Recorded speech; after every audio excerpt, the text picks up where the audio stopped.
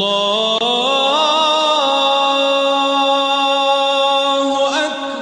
الله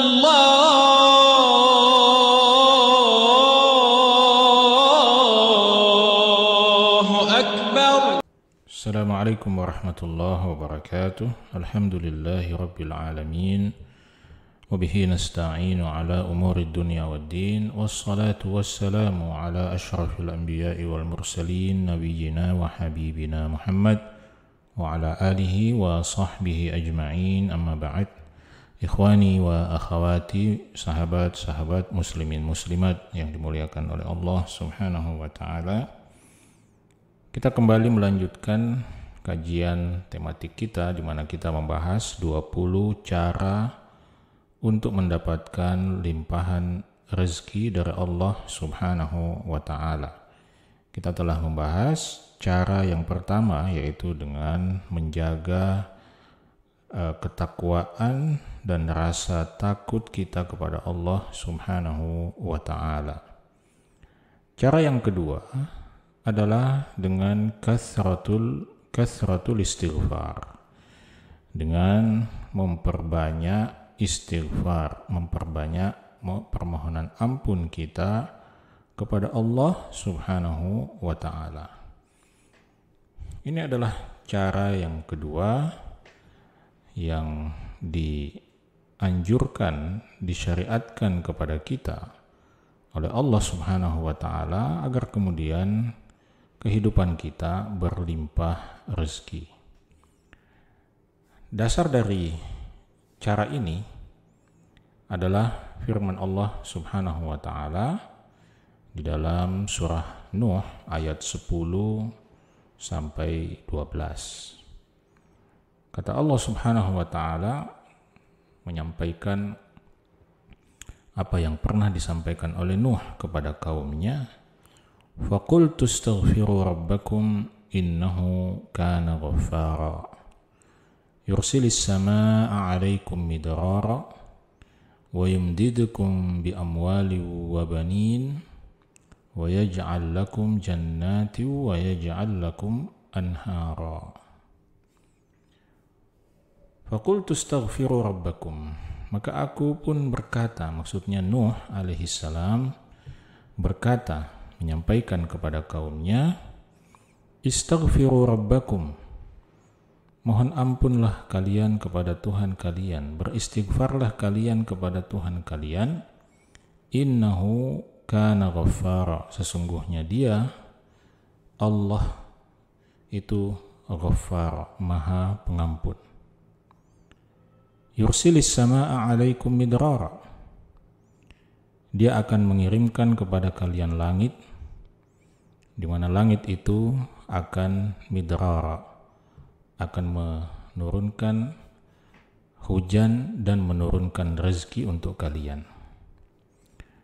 Di sini kita perhatikan bagaimana Nabi Nuh alaihi salam mengaitkan, menghubungkan antara istighfar kepada Allah Subhanahu wa taala dengan dikirimkannya hujan, di mana hujan itu adalah simbol kemakmuran, simbol keberlimpahan rezeki dalam kehidupan manusia. Sehingga para ulama kita kemudian menyimpulkan berdasarkan ayat ini bahwa memperbanyak istighfar kepada Allah Subhanahu wa taala, memperbanyak mohon ampun kepada Allah Subhanahu wa taala itu akan mendatangkan rezeki yang berlimpah. Hal ini semakin jelas kalau kita membaca lanjutan ayat itu. Wa yumdidukum bi amwali wa banin. Ya, kalau kita banyak beristighfar, kalau kalian banyak beristighfar, maka Allah akan mengaruniakan kepada kalian amwal bi amwal, harta, wa banin, dan keturunan. Jadi dengan banyak beristighfar, Allah akan mengirimkan hujan dari langit, Allah akan melimpahkan harta kepada kita, Allah akan melimpahkan keturunan. Wa yaj'al lakum jannat. Dan Allah Subhanahu wa taala akan memberikan, mengaruniakan kepada kalian kebun-kebun yang subur.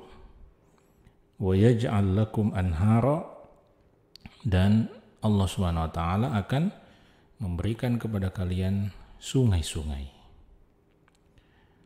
Karena itu, berdasarkan ayat ini, Al-Imam Al-Qurtubi rahimahullahu taala mengatakan, "Fi hadhihi al-ayah dalilun ala anna al-istighfara yustanzalu bihi ar-rizqu wal amtar."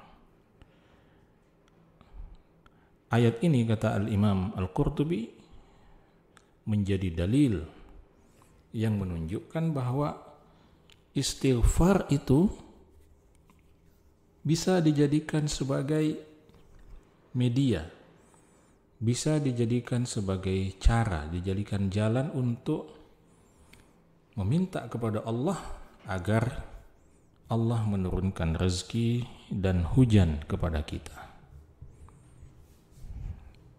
Al-Imam Ibnu Katsir rahimahullahu ta'ala di dalam tafsirnya menafsirkan ayat ini, surah Nuh ayat 10-12 dengan mengatakan, maksud ayat ini, idza tubtum ilallah, apabila kalian bertaubat kepada Allah, wastaghfartumuhu, dan kalian memohon ampun kepada Allah, wa ata'tumuhu, dan kalian taat kepada perintah Allah,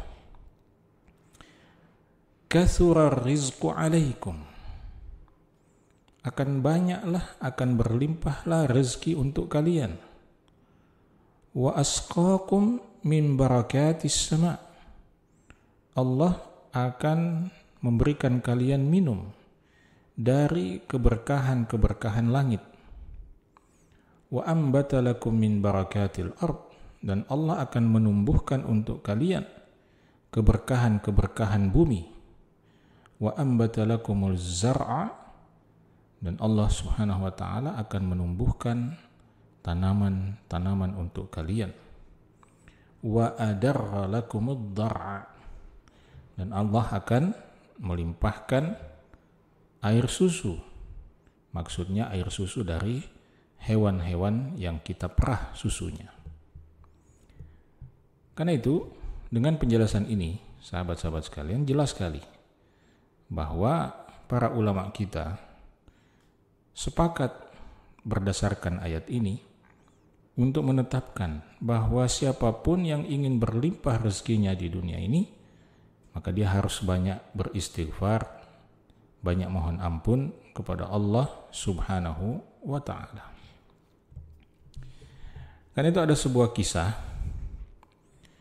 yang terjadi pada masa seorang ulama terkenal yang bernama Al-Imam Al-Hasanul Basri rahimahullahu ta'ala.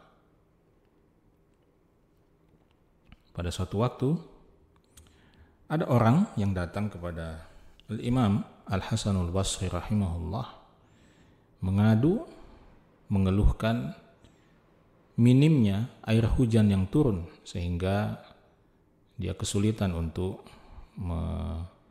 mengurusi kebunnya, mengurusi tanaman-tanamannya. Maka Al-Hasanul Basri rahimahullah mengatakan padanya, istaghfirillah, beristighfarlah kepada Allah. Jadi solusi terhadap minimnya air hujan ya, oleh Al-Hasanul Basri adalah apa? Beristighfar kepada Allah. Tidak lama setelah itu kemudian datang lagi orang lain yang mengadu, mengeluhkan kemiskinannya, kefakirannya. Maka Al-Hasanul Basri rahimahullah kembali memberikan tips kepada orang itu dengan mengatakan, istaghfirillah, beristighfarlah kepada Allah Subhanahu wa ta'ala. Lagi-lagi tips yang diberikan adalah beristighfar kepada Allah Subhanahu wa ta'ala sebagai solusi terhadap kemiskinan orang itu. Setelah orang itu pergi, tidak lama kemudian ada lagi orang lain, orang ketiga yang datang mengadukan kepada Al-Hasanul Basri bahwa dia memiliki keturunan yang sedikit. Ya, dia memiliki keturunan yang sedikit atau malah mungkin tidak punya keturunan. Maka solusi yang diberikan, tips yang diberikan oleh Al-Hasanul Basri kepada orang yang tidak punya keturunan ini adalah apa? Istaghfirillah. Beristighfarlah kepada Allah Subhanahu wa ta'ala. Setelah orang ketiga ini pergi, tidak lama kemudian datang lagi orang yang keempat mengadukan masalah yang lain. Itu mengadukan masalah gersangnya kebun-kebun yang dia miliki, keringnya kebun-kebun yang dia miliki sehingga tidak bisa menghasilkan buah. Apa solusi, apa tips yang diberikan oleh Al-Hasanul Basri? Lagi-lagi Al-Hasanul Basri rahimahullah mengatakan istaghfirillah, beristighfarlah kepada Allah, mohon ampunlah kepada Allah. Maka sekarang ada 4 orang yang datang mengadu, masing-masing dengan masalah, dengan problem yang berbeda-beda. Ada yang mengeluhkan kurangnya hujan, mengeluhkan kemiskinan, ada yang mengeluhkan tidak punya keturunan, ada yang mengeluhkan kebunnya tidak bisa dipanen. Dan semuanya oleh Al-Hasanul Basri rahimahullah diberikan solusi yang sama, yaitu apa? Beristighfar kepada Allah. Maka menyaksikan hal itu murid-murid Al-Hasanul Basri rahimahullah yang menyaksikan peristiwa atau kejadian ini heran dengan jawaban yang diberikan oleh guru mereka. Sehingga melihat itu Al-Hasanul Basri rahimahullah kemudian menjelaskan kepada murid-muridnya. Beliau mengatakan, ma qultu min indi syai'an. Saya tidak menyampaikan tips dari kantong saya sendiri. Apa yang saya sampaikan itu bukan bikinan saya, bukan ide saya atau bukan pikiran saya. Solusi yang saya berikan tadi itu bukan hasil pikiran saya, tapi innallaha ta'ala yaqulu fi surati Nuh. Tapi Allah Subhanahu wa ta'ala sudah mengatakan di dalam surah Nuh. Lalu beliau membaca ayat yang tadi kita sebut. Faqultu astaghfiru rabbakum innahu kana ghaffara yursilis samaa'a 'alaikum midrara wa yumdidukum bi amwali wa banin wa yaj'al lakum jannati wa yaj'al lakum anhara. Ya, Nabi Nuh alaihissalam mengatakan kepada kaumnya, beristighfarlah kalian kepada Allah, sesungguhnya Allah itu Maha Pengampun. Balasannya apa? Beristighfar. 1, Allah akan mengirimkan hujan ya, kepada kalian. Yang kedua, Allah akan melapangkan harta kalian. Yang ketiga, Allah akan memberikan keturunan kepada kalian. Yang keempat, Allah akan memberikan kalian kebun-kebun yang subur. Yang kelima, Allah akan memberikan kalian sungai-sungai yang mengalir. Sehingga semua problem yang diajukan oleh 4 orang tadi semuanya telah tercover di dalam ayat ini. Dan solusinya hanya 1, yaitu apa? Istaghfiru rabbakum.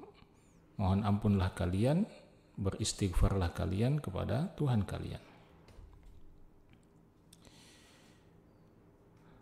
Salah seorang ulama salaf bernama Bakr Al-Muzani rahimahullahu ta'ala mengatakan, law kana rajulun yatufu 'ala al-abwab kama yatufu al-miskin. Seandainya ada orang yang berkeliling mengetuk ya berkeliling atau mendatangi setiap pintu rumah manusia.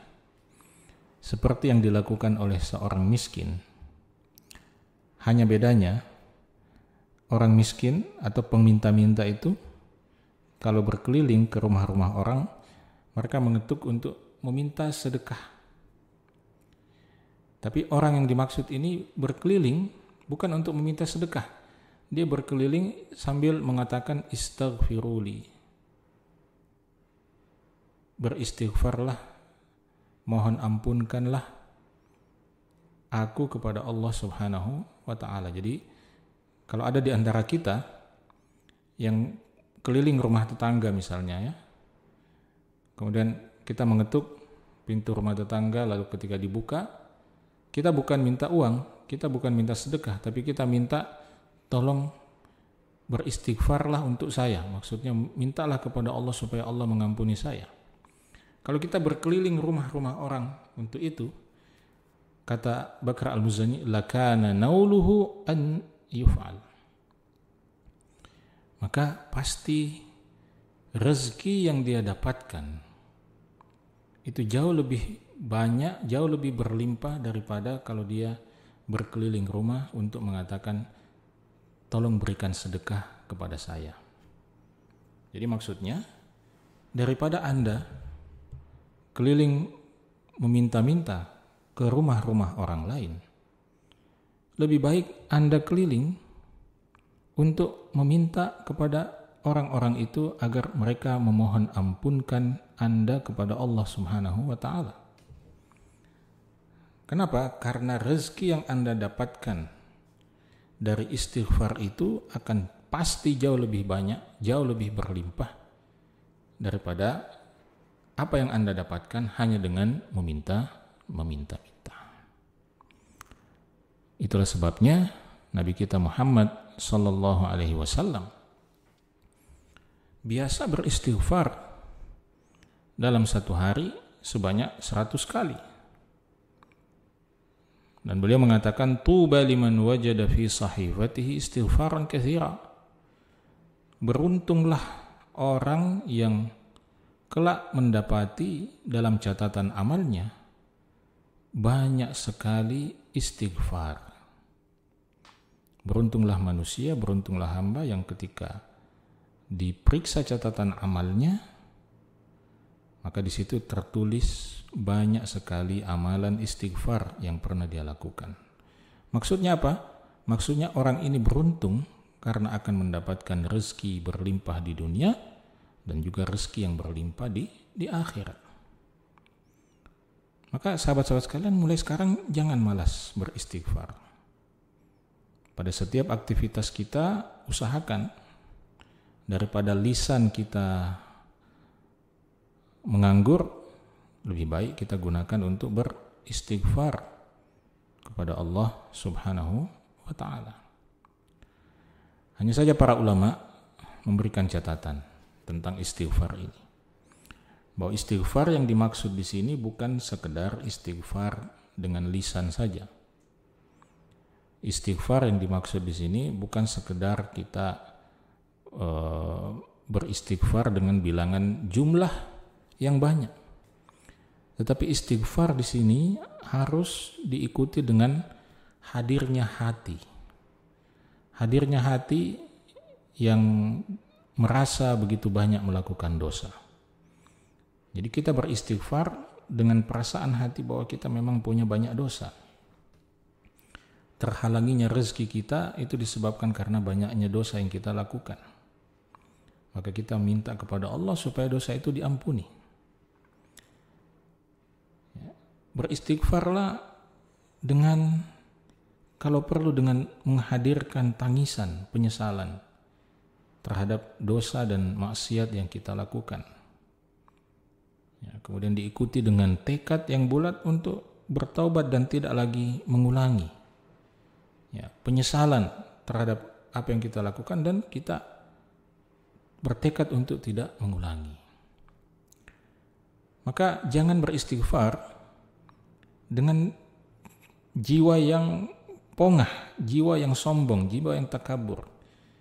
Jangan beristighfar dengan perasaan bahwa sayalah manusia suci karena saya banyak beristighfar. Naudzubillah. Jangan beristighfar dengan perasaan sombong, dengan merasa diri bahwa kita lebih baik dari siapapun, dari si fulan. Jangan merasa lebih baik daripada teman kita, sahabat kita, hanya karena kita beristighfar. Itu adalah perasaan dan pandangan yang keliru dalam beristighfar. Istighfar yang mujarab itu hanyalah istighfar yang memenuhi kriteria tadi. Istighfar yang menghadirkan penyesalan terhadap dosa, istighfar yang menghadirkan tangisan terhadap maksiat yang kita lakukan, istighfar yang menghadirkan tekad untuk bertaubat dan tidak mengulangi apa yang telah dilakukan. Itulah istighfar yang akan mendatangkan rezeki yang berlimpah. Karena itu, kalau sekedar beristighfar saja tanpa memenuhi unsur-unsur itu tadi, maka meskipun Anda beristighfar 100.000 kali dalam satu hari, meskipun Anda beristighfar 1.000.000 kali dalam satu hari, tetapi maksiat Anda jalan terus, tidak ada penyesalan terhadap maksiat yang dilakukan, malah diikuti dengan perasaan sombong dan angkuh, merasa diri lebih baik karena banyak beristighfar, maka istighfar semacam ini tidak akan berguna untuk pelakunya. Istighfar semacam ini tidak akan menyebabkan rezeki itu datang berlimpah dalam kehidupan dunia kita maupun akhirat kita. Ya.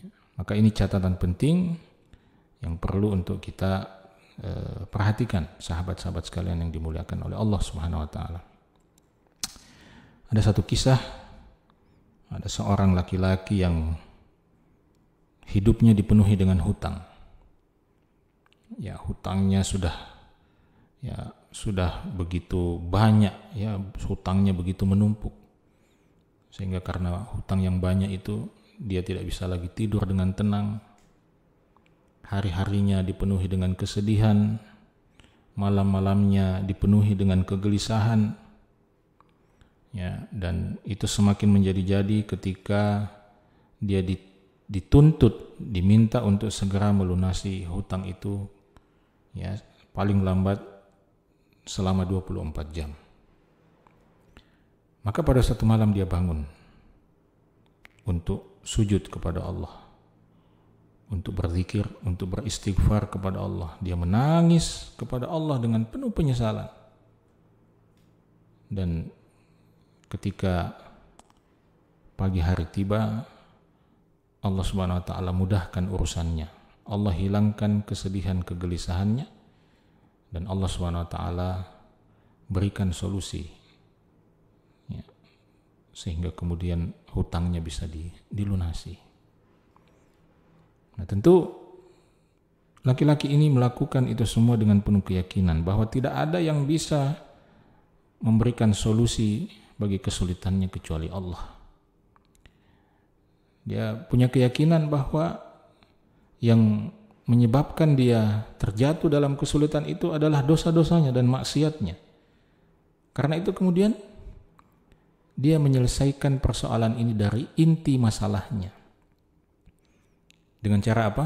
Dengan cara beristighfar, dengan cara bertaubat, memohon kepada Allah supaya diberikan solusi dan jalan keluar. Maka karena Allah Maha mengetahui bahwa orang ini tulus, sungguh-sungguh bertaubat, ikhlas bertaubat kepada Allah, maka Allah berikan kepadanya jalan keluar. Maka sahabat-sahabat sekalian, ini cara yang kedua untuk mendapatkan limpahan rezeki di dunia maupun di akhirat adalah dengan banyak beristighfar yang diikuti dengan rasa takut kepada Allah, diikuti dengan penyesalan terhadap dosa, tangisan terhadap maksiat yang kita lakukan, dan diikuti dengan tekad yang bulat untuk tidak mengulanginya kembali. Mudah-mudahan kita semua menjadi ahli istighfar yang sehari-harinya mencontoh Nabi Shallallahu Alaihi Wasallam, beristighfar setidaknya 70 sampai 100 kali dalam satu hari. Demikian, semoga bermanfaat. Assalamualaikum warahmatullahi wabarakatuh.